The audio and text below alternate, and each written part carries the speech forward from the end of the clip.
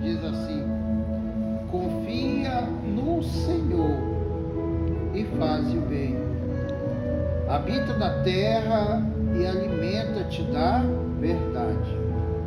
O segundo versículo está é o versículo 4, que diz: agrada-te do Senhor e Ele satisfará os desejos do teu coração.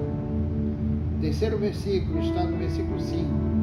Entrega o teu caminho ao Senhor, confia nele e o mais Ele fará. E o quarto versículo está no versículo 7. Descansa no Senhor, espera nele. Não te irrites por causa do homem que prospera em seu caminho, por causa do que leva a cabo os seus maus desígnios. Amém? Hoje, dia 1º de 2025, Deus colocou no meu coração esse texto, primeiro porque é um texto que nos dá o suporte para sermos vencedores. Se nós estivermos alicerçados nesses 4 pilares, se nós estivermos alicerçados nesses 4 pilares, pode vir temporal, pode vir vendaval, mas a gente não é derrubado. Por quê? Porque nós estamos nesses 4 pilares. O primeiro pilar é o versículo 3, confia no Senhor. Então, quando a gente confia no Senhor, nada pode nos abalar, porque a nossa confiança é no Senhor. Confia no Senhor e faz o bem, habita na terra e alimenta-te da verdade. Então você vê que a confiança, ela é muito importante na vida daqueles que servem a Deus. Porque se nós não confiamos no Senhor, como é que nós poderíamos dizer que alcançaremos as vitórias se a nossa confiança não está nele?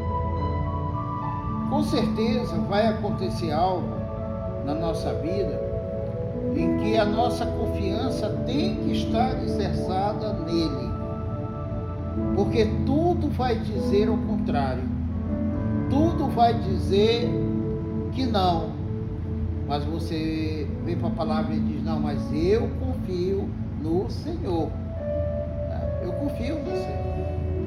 O médico vai dizer: olha, não tem jeito, mas se Deus já disse para você que tem, então confia no Senhor. O advogado diz que não tem jeito, mas Deus falou que tem, então tem. A nossa confiança, e eu já vi muita gente dizer: mas a nossa confiança não pode ser uma confiança cega. E eu até digo que sim, pode ser sim. Porque tem muitas coisas que a gente não compreende o que está aqui na palavra. Mas se aqui está dizendo confia no Senhor, eu devo dizer então: Senhor, eu confio cegamente no Senhor. Por quê? Porque o Senhor sabe aonde é que vai dar essa estrada. O Senhor sabe aonde é que vai dar esse caminho. Confiança. Eu lembro que quando eu estava ali na UTI, no primeiro dia lá eu surtei. Eu não queria mais viver. Eu arranquei o oxigênio, arranquei o negócio do soro, tudo. Me lembro que eu, sem força, eu consegui ficar de pé em cima da maca. E eu disse assim: cara, eu quero morrer. Desespero que bateu ali tão grande, parecia que eu tinha sido abandonado, porque a gente não tem notícia de nada ali dentro, E aqui, por exemplo, vai uma observação, principalmente pela saúde. A pessoa que está na UTI, se ele soubesse, pelo menos, que as pessoas lá fora estão orando por ele, estão correndo atrás, se ele soubesse isso, eu creio que ele teria uma motivação muito maior para viver. Mas eu quero que eu vi ali dentro daquela UTI, é que as pessoas estavam morrendo, não era totalmente por conta da doença, mas era pelo desânimo, pelo desespero, Tipo aquela sensação de abandono. Você olha para um lado, olha para o outro, só vê gente morrendo, e aí você não sabe onde é que está teu filho, onde é que está né, os parentes, os amigos, parece que todo mundo te deixou ali. Parece que alguém te deixou ali no calabouço para morrer e você não tem notícia. Sabe, quando eu comecei a crer que eu poderia sair de lá, mesmo Deus falando que eu ia sair dentro de 7 dias, foi quando eu comecei a ter as primeiras notícias. Quando eu começou, né, um fisioterapeuta chegou e disse: olha, eu falei com teus irmãos, falei com o Renivaldo, falei com o Heraldo, falei com a Renildo, né? Olha, falei com tuas filhas, e assim por diante. Então aquelas palavras começaram a me dar ânimo para viver, mas até então eu não tinha esperança nem ânimo. Mas a partir daquele momento eu comecei a entender que para mim sair dali, eu precisava confiar no Senhor. Por quê? Porque Deus tinha dito para mim que dentro de 7 dias eu ia sair, mas eu estava lutando para não sair, porque eu estava perdendo a esperança. Mas foi no momento que eu comecei a confiar no Senhor, foi esse momento que eu comecei a ter uma atitude de fé, tá? O segundo patamar aqui para você, o segundo patamar que você deve ser alicerçado está no versículo 4: agrada-te do Senhor, tá? E o que é agradar do Senhor? O que é que significa a gente se agradar do Senhor? Significa adorar o Senhor. Agora imagina você já com o pé na cova, achando que não tem mais jeito. Será que você tem prazer em adorar o Senhor? Mas é isso que o Senhor quer. E eu tive essa experiência também, né? Eu tive essa experiência. Eu lembro que quando eu vim de Porto Grande, e eu tinha orado numa quarta-feira, e eu tinha dito para Deus: Deus, cura a minha mãe, cura a minha mãe. E o Senhor falou para mim na quarta-feira: filho, ela é fruto maduro e eu vou levar ela. Eu vou levar. E eu dizia assim: Senhor, mas ouve a minha oração. Não permita que o Senhor leve a minha mãe, eu estando fora aqui do estado. Quando foi na quinta-feira, eu vim para Macapá, o pastor Ronaldo me ligou. Aí o pastor Ronaldo disse assim para mim, me ligou e disse assim: pastor, o senhor está onde? Aí eu disse: eu estou em casa. Ele disse: eu preciso falar com o senhor. Eu disse: eu estou indo aí. Eu fui lá. Eu cheguei lá e ele disse assim: olha, eu tenho algo de Deus para falar com o senhor. Eu disse: pode falar, pastor. Aí ele disse: olha, Deus vai levar a sua mãe. E eu disse: eu já sei, Deus falou comigo essa noite. Ele disse: falou para o senhor? Falou. Bom, mas era isso que Deus tinha mandado te dizer. Ele vai levar a sua mãe, porque ele ouviu o clamor dela. Ele disse: mas vamos orar. E a minha oração naquele dia lá foi assim: Senhor, não leva a minha mãe antes que, enquanto eu estiver fora do estado. Eu tinha uma viagem marcada para o sábado. Eu disse: não leva a minha mãe, Senhor. E o Senhor usou o pastor Ronaldo e disse: filho, eu ouvi a oração da minha serva, mas também ouvi a tua oração. E tu me fizeste um pedido, e eu vou atender o teu pedido. E aí foi quando eu vim, né? Eu só comigo, assim, dizia assim: cara, eu vou me embora e não vou pisar em Macapá tão cedo, porque Deus, ele é fiel com aquilo que ele promete. E se ele disse que ele não vai levar a minha mãe enquanto eu estiver fora, significa que enquanto eu estiver fora ele não leva, então eu vou ficar fora pro resto da vida. E aí quando foi finalzinho da tarde, Deus fala comigo e disse assim: ainda hoje eu vou levar a minha serva. Cara, eu caí em desespero. E o Senhor disse mais ainda. O Senhor disse: quando eu estiver levando ela, eu vou te fazer sentir aonde tu estiver, e tu simplesmente dobra o teu joelho e adora. Agora imagina, Deus está levando a minha mãe e eu tenho que dobrar o joelho e ainda adorar o Senhor. E foi isso que aconteceu. vi como um vento entrou dentro daquele quarto e eu sabia que era o sinal que a minha mãe estava indo. Eu dobrei o joelho e chorando eu comecei a dizer: Deus, eu te adoro. O telefone toca, 5 minutos depois era o Renivaldo: mano, mamãe acabou de partir para a glória. Então esse aqui é o segundo pilar: agrada-te do Senhor. Não importa o que está acontecendo, não importa se Deus está colhendo, agrada-te do Senhor. Não importa que Deus está tirando da cova, agrada-te do Senhor. Não importa que estão se levantando contra ti, agrada-te do Senhor. Né? Nós já temos duas: qual é? Confiança e agrada-te do Senhor. Terceiro, está no versículo 5, se me falha a memória. Versículo 5 diz: entrega o teu caminho ao Senhor. Ou seja, o terceiro é: entrega o teu caminho ao Senhor. Nós precisamos aprender a entregar para o Senhor.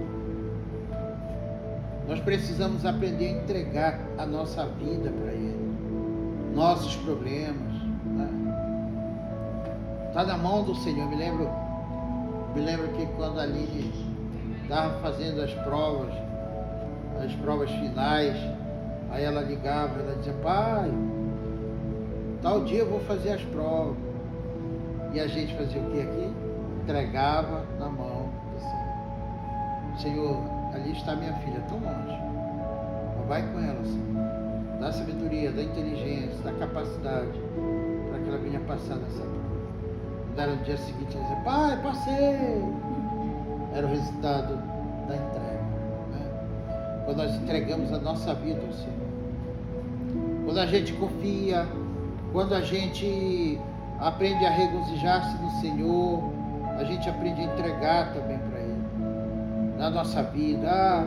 O médico disse que eu tenho tantos dias de vida. Senhor, entrega a minha vida nas tuas mãos, né? O inimigo disse que vai tirar a tua vida antes do virar do ano. Aí tu diz assim: Senhor, minha vida é tua. Aí o Senhor diz: ninguém toca naqueles que são meus.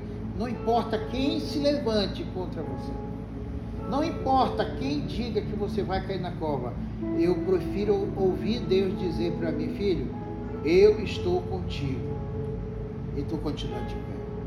E o último patamar, que parece que ser o mais simples, mas é o mais difícil: descansar. Está no versículo 7. Descansa no Senhor.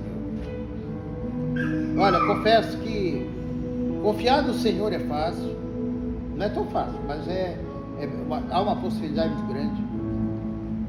Regozijar-se do Senhor é algo que eu já fiz. Confiar no Senhor é algo também que eu já fiz. Regozijar-se do Senhor é algo que eu já fiz. Entregar nas mãos do Senhor é algo que eu já fiz. Mas tem uma coisa: o terceiro patamar deveria ser também fácil, mas é o patamar que, para quem é ansioso, é difícil. É descansar no Senhor, tá? Porque a gente quer resolver. Quando a gente vê um filho passando dificuldade, aí a gente já entregou para o Senhor, já regozijou no Senhor, né? E confia no Senhor, e o Senhor diz: filho, deixa que eu que estou trabalhando. Mas aí o que é que a gente faz? A gente não descansa no Senhor. A gente vai, mete a mão da gente, quer fazer do nosso jeito, e às vezes a gente acaba atrapalhando o trabalhar de Deus na nossa vida. Então que a gente venha aprender a descansar do Senhor, né? Sabe o que é descansar do Senhor? É você ver o mundo pegando fogo e você dizer: Deus disse para mim que eu não vou morrer, então eu vou descansar nele. Olha um exemplo na Bíblia de descanso. Pedro, quando andava com Jesus, ele ainda era novo. Lá no João 21, quando Pedro voltou a pescar e Jesus havia sido crucificado e agora ressurreto, sabe que Jesus disse para Pedro: Pedro, tu me amas? Ele disse: Senhor, eu te amo. Por 3 vezes isso aconteceu. E aí Jesus disse para Pedro: olha, Pedro, quando tu fores velho, pegarão nas tuas mãos e levarão para lugares aonde tu não queres. E Jesus estava falando, sabe o que? Da morte de Pedro. Só que Jesus falou uma palavra que Pedro segurou, né? Jesus disse para Pedro: olha, Pedro, quando tu fores velho. Alguns meses depois, Pedro estava preso. Pedro e Tiago. Tiago foi decapitado. E aí eles iam decapitar Pedro, só que disseram assim: não, deixa Pedro para amanhã. A gente vai decapitar Pedro na frente de todo mundo lá, na frente do templo. Mas algema eles aí, colocaram ele algemando pé e mão. Sabe o que a Bíblia diz lá? Que Pedro, sabe o que ele estava fazendo? Ele estava dormindo. Cara, eu pergunto, alguém que está com morte sentenciada para morrer amanhã, será que dorme? Pedro estava dormindo. Mas por que Pedro estava dormindo? E aí eu aprendi. Pedro, ele disse assim: está todo mundo enganado comigo. Penso que eu vou morrer amanhã. E aí alguém poderia perguntar: Pedro, por que tu acha que tu vai morrer amanhã, Pedro? Primeiro, tu está encarcerado, tu tá todo algemado. Amanhã é só pegar você aqui e você vai estar decapitado. Pedro disse: sabe por quê? Porque Jesus disse que eu vou morrer velho. Aí quando foi a meia-noite, o anjo entra ali no cárcere. As algemas caem e Pedro sai daquele cárcere. E o anjo deixa Pedro na rua. Aí Pedro, se fosse eu diria: cara, quer ser uma coisa? Aproveitar a chance, fugir. Só que Pedro foi para onde de manhã cedo? Para o templo. O lugar onde iria ser morto. Pedro foi para lá. E aí, quando os maiorais, né, viram Pedro lá, disseram assim: olha, mas Pedro não está preso? Você está no cárcere, está algemado. E olha ele ali pregando. Aí eles correram lá para a cela tudo aberta, Pedro não estava. Aí eles ficaram com medo, né? E Pedro não morreu. E Pedro morreu velhinho, né? Isso é o que é? Descansar no Senhor, né? É descansar no Senhor. Então muitas das vezes nós confiamos, nos alegramos, entregamos, mas não conseguimos descansar no Senhor. Nós somos, a gente vai para a igreja, a gente ora, vai na frente, pega uma oração forte, a gente vem confiante: não, vai dar certo. Aí a gente chega em casa, tira a roupa, toma um banho, veste aquela roupa que a gente veste todo dia para dormir, e aí parece que a gente veste de novo todo o problema. A gente diz: meu Deus, como é que vai ser amanhã? Como é que vai ser amanhã? Será que vai dar certo? E a gente perde sono. Então que nós venhamos a descansar no Senhor. Amém?